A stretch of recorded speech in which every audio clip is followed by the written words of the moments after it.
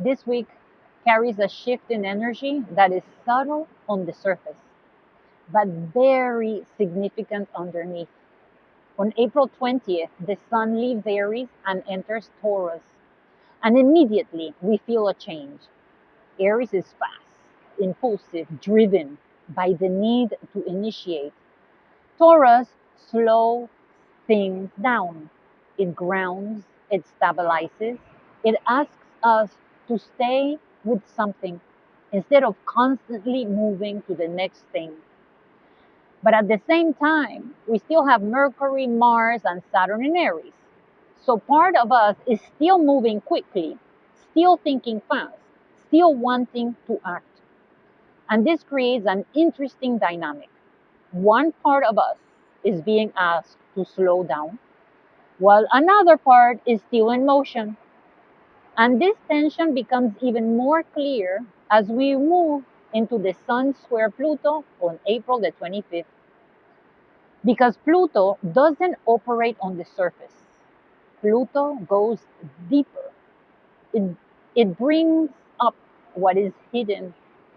It reveals patterns that we might not even be fully aware of.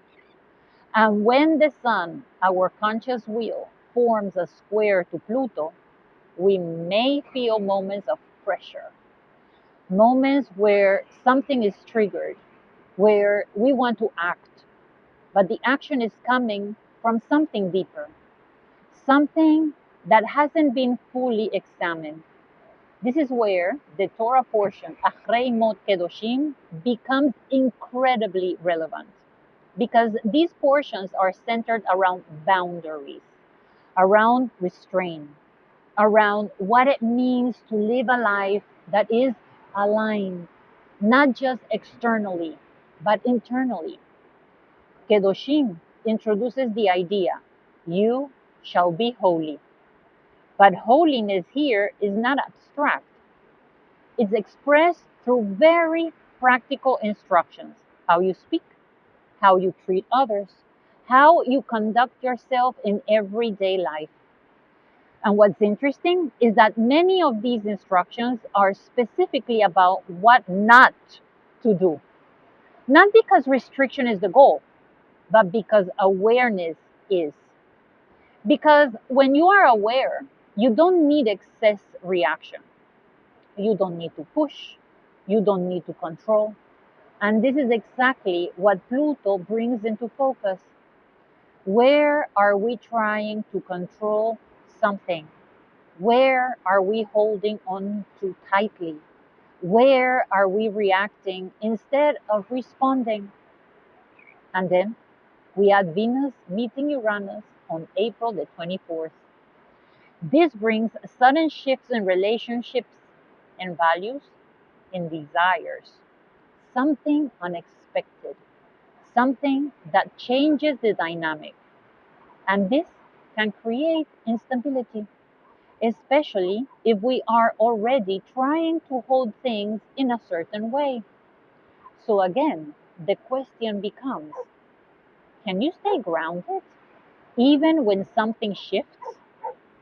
Can you remain aligned even when the external situation is not fully stable? And this is where the Sun in Taurus becomes a support because Taurus reminds us you don't need to rush. You don't need to react immediately. You can stay with what is.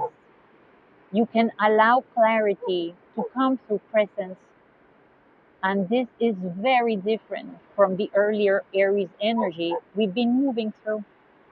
Earlier, the focus was on initiation. Now, the focus is on stabilization, on integration, on making sure that what we are building is actually aligned. So this week is not about avoiding intensity. The intensity is part of the process, but it's about how we meet it. Do we meet it with reaction or do we meet it with awareness? Because in Achrei Mot Kedoshim, holiness is not something you reach once and then you're done.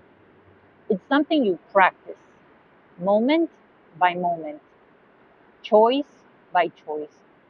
And this week gives us very clear opportunities to do that, especially in moments where something feels charged, where something feels important, where something feels like it needs to be controlled. Those are the moments to pause. Those are the moments to step back slightly and to ask, what is actually happening here? What is driving my response? Because when you bring awareness into that moment, you interrupt the pattern. And when you interrupt the pattern, you create space for something new. And that's where real power comes from, not from forcing an outcome, but from choosing your response again and again.